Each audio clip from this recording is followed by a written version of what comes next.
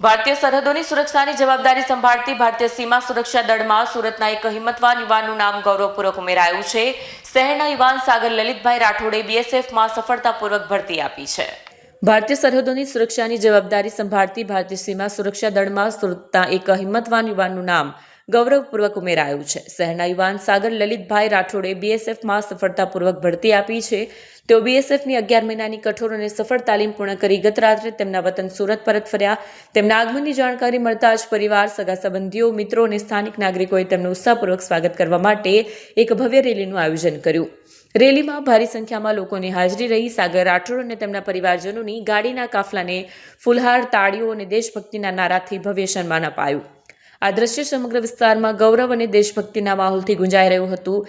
સીમા પર દેશની સેવા કરવા તૈયાર થયેલા યુવાનોને સ્થાનિક લોકો દ્વારા પ્રચંડ સ્વાગત કરવામાં આવ્યું.